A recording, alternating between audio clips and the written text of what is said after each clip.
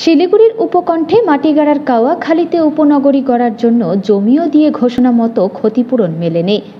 ১৯ মাস ধরে লাগাতার আন্দোলন, প্রতিবাদে সামিল তারা।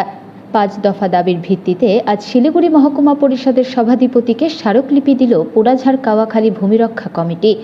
২০০৭ সালে বাম আমলে জমি অধিগ্রহণ করেছিল শিলিগুড়ি জলপাইগুড়ি উন্নয়ন পর্ষদ।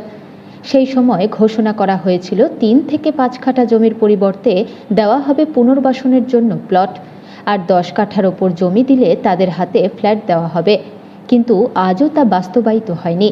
বহু জমিদাতা আজও সরকারি ঘোষণা মতো কিছুই পায়নি। আর ভূমিহারা তিস্তা মহানন্দার আমি হচ্ছি প্রেসিডেন্ট, কিন্তু ১৯৮০ থেকে আমরা এখনো পর্যন্ত আন্দোলন করেই যাচ্ছি, কিন্তু সরকারের কোনো সরকার আর কি কর্ণপাত করছে না। কারণ আমরা ওখানে সমস্ত ঘরবাড়ি জমি জায়গা সমস্ত রূপে উচ্ছেদ, কিন্তু সেখানে সরকার বলেছিল যে আমাদের ঘরবাড়ি বানানোর জন্য অন্য জায়গায় আমাদের শিফট করবে, অন্য জায়গায় আমাদের জমি দিবে। সেখানে কিন্তু সরকার কিন্তু আমাদের দিল না এখনো পর্যন্ত। কিন্তু আমাদের হচ্ছে চাকরি দাবি যে প্রত্যেকটা ফ্যামিলি আমরা জমি এবং ঘরবাড়ি আমরা সব দিয়েছি, কিন্তু এখনো পর্যন্ত আমাদের কোনো রূপ এখনো পর্যন্ত সরকার নিচ্ছে না। কারণ আমরা এই যে কাওয়াখালী ভূমিরক্ষা কমিটি, আমরা হচ্ছি তিস্তা মহানন্দা ভূমিহারা কমিটি, কিন্তু আমরা দুইটা কমিটি একসঙ্গে আমরা আন্দোলন করছি। আজকে আমরা ডিএম ঘেরাও করতে যাচ্ছি, ডিএম এর কাছে আমরা শুনবো যে আজকে ডিএম আমাদের যে দাবি দাবা সম্বন্ধে কতদূর কি করে, সেটার জন্য আজকে আমরা এই বৃহৎভাবে আমরা আর কি আন্দোলনে যাচ্ছি। কারণ আজকে আমাদের বহুবার বলেছি যে আমাদের ভূমিহারাদের প্রত্যেকটা ফ্যামিলিকে চাকরির আমাদের একটা দাবি আছে।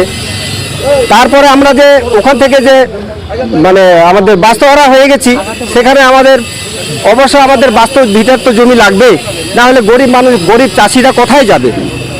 সেক্ষেত্রে কোনো সরকারই আমাদের কর্ণপাত করছে না কেন?